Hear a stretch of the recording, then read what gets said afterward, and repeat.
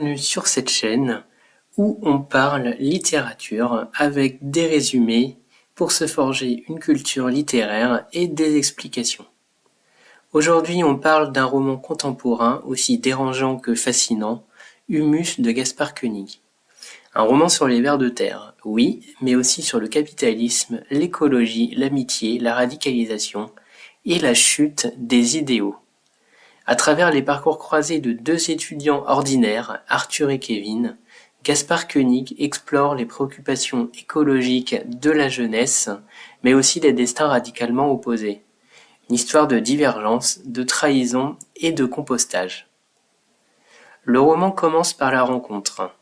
Arthur et Kevin se rencontrent à AgroParisTech, l'une des grandes écoles d'ingénieurs agronomes françaises, dans un cours confidentiel de vermicompostage, l'art de transformer les déchets en humus à l'aide des vers de terre. Arthur est le prototype du jeune homme bourgeois en révolte molle, fils d'une famille aisée, intellectuel et un peu dandy. Il collectionne les pensées critiques contre le système sans toujours les comprendre, en profondeur. Il est nourri de philosophie, de Kant à Gors, et d'un certain snobisme contestataire. Kevin, lui, est son exact contraire. Il vient d'un milieu modeste, d'une famille d'ouvriers agricoles du Limousin. Pragmatique, déterminé, il veut réussir, mais avec moins de conscience. Il est plus détaché par rapport aux questions écologiques. Entre ces deux-là, une amitié inattendue naît. Ils discutent de tout, de la planète à la philosophie, des soirées de Saclay aux nuits à Paris. L'idéal écologique les rassemble, du moins au début. Une fois diplômé, on suit séparément l'histoire de ces deux jeunes hommes. Arthur décide de passer de la théorie à la pratique. Il s'installe dans la ferme de son défunt grand-père en Normandie pour régénérer un sol tué par l'agriculture intensive. Il est rejoint par Anne, une étudiante de Sciences Po qu'il a rencontrée lors d'une soirée étudiante, avec qui il a commencé une liaison. Elle a été séduite par son discours décroissant et ses idées révolutionnaires. C'est également une bourgeoise, issue de parents très bien placés dans la vie. Ensemble, ils rêvent d'autosuffisance, de simplicité volontaire, de rupture avec le monde moderne. Mais la réalité s'impose. Les tentatives de restauration des sols échouent. Le travail paysan est exténuant. La communauté qui l'entoure, dans le village, donc on rencontre les personnages d'un boulanger bio, d'une naturopathe, d'un berger, est sympathique mais impuissante face aux limites du sol et du temps.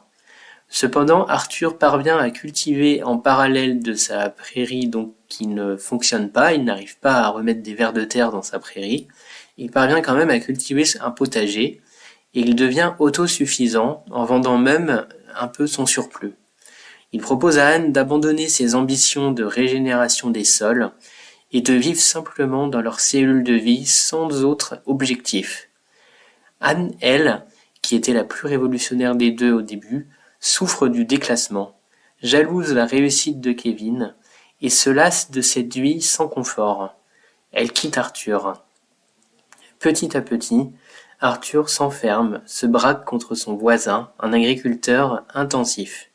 Même s'il découvre au fur et à mesure que celui-ci n'est pas forcément le destructeur de la nature qu'il croyait, par exemple il réduit ses intrants, fait des efforts lents mais méthodiques vers une agriculture plus raisonnable, Arthur se radicalise. À travers des philosophes, tels que Ivan Illich Murray-Bookchin ou encore André Gorz, et quand il apprend qu'Anne le trompe avec Kevin, tout bascule. La blessure intime scelle sa rupture avec la société. D'autre part, Kevin suit une trajectoire inverse. Après un premier échec entrepreneurial de compostage individuel à domicile, il intègre un master à HEC et rencontre Philippine. Ensemble, ils fondent Veritas, une start-up de compostage industriel. Tout s'enchaîne. Le prototype d'usine est validé. Ils organisent des levées de fonds, signent des contrats prestigieux avec L'Oréal notamment, et ils vont jusqu'à San Francisco où ils séduisent les investisseurs de Sequoia Capital avec un storytelling creux mais efficace. Kevin devient à ce moment millionnaire grâce à son entreprise et plutôt à sa valorisation. Arthur et Kevin se retrouvent autour d'un repas. À ce moment, Kevin veut relancer un projet avec Arthur, une solution hybride entre écologie sincère et marché responsable. Il argumente brillamment. Même si la Terre est condamnée, on agit quand même. Ce n'est pas une raison pour s'arrêter, dit-il à Arthur. Arthur, d'abord tenté de le rejoindre et d'être embauché par Veritas, résiste. Il veut agir selon l'intention, donc c'est plutôt une morale de Kant, non selon les conséquences. Il veut réduire les déchets, non simplement les valoriser. Mais cette discussion n'est pas qu'intellectuelle. Elle est aussi intime. Arthur découvre la trahison. Kevin a eu une relation avec Anne. C'est la fin de leur amitié. Arthur ne rejoindra pas Veritas, et le début de la rupture définitive d'Arthur avec le monde. À la fin du roman, Arthur abandonne tout. Il se retire dans sa ferme. Il est devenu une sorte d'écolo anarchiste survivaliste, puisqu'il arrive quand même à survivre avec une quantité minimale de nourriture fournie par son potager. Il rédige un manifeste confus, appel à l'insurrection. Une ZAD se forme sur son champ, le potager devient son seul horizon. Avec un groupe d'alteractivistes, il tente un assaut symbolique contre les lieux de pouvoir à Paris. Une révolution désespérée, naïve, immédiatement réprimée. Arthur meurt dans l'action. Sa quête, aussi sincère que tragique, s'achève dans l'échec. Dans l'épilogue, l'espoir vient de Kevin. Car à la fin du roman, on découvre que derrière les chiffres mirobolants de la société Veritas, la vérité est tout autre. Le rendement est faible, les rats envahissent les installations, et surtout Philippine triche. 2/3 des déchets sont en fait envoyés à l'incinérateur, sans que cela ne soit noté dans le bilan comptable. Seul 1/3 est réellement recyclé. Quand Kevin l'apprend, il est déjà trop tard. L'entreprise reçoit un label RSE symbolique. Un ministre s'affiche en sauveur de la planète et fait leur promotion, mais la presse finit par révéler le scandale. Philippine l'abandonne, il perd tout. 3 ans de sursis, pas de prison, mais une réputation ruinée. Kevin, lui, revient à son idée première après la mort d'Arthur. Il relance un projet de composteur domestique, sobre, à destination des particuliers et des collectivités. Fini la levée de fonds, fini la Silicon Valley. C'est ici une entreprise extrêmement proche du terrain et de ses acheteurs. Il choisit une voie plus modeste, plus concrète. Pas de révolution, pas de manifeste, juste un retour à la terre à sa manière, sans romantisme, mais avec efficacité. Alors que peut-on tirer comme analyse de ce roman ?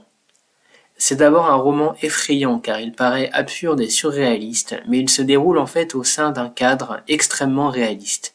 Et on s'est dit que le monde peut vite évoluer de cette manière. Tout d'abord, ce roman est une pépite par son scénario et son style. Le roman débute sur une histoire banale de 2 jeunes ingénieurs qui veulent sauver le monde. Il est précis dans les références à différents courants de pensée qui traversent actuellement la jeunesse plutôt éduquée. On y rencontre des bourgeois pseudo-révolutionnaires, la figure d'Anne, les bifurqueurs, en référence à ces étudiants de l'ENS qui avaient fait un discours très politique à une remise des diplômes, les start-upers dans la France de Macron, mais toujours en connivence avec l'État, et les vrais révolutionnaires.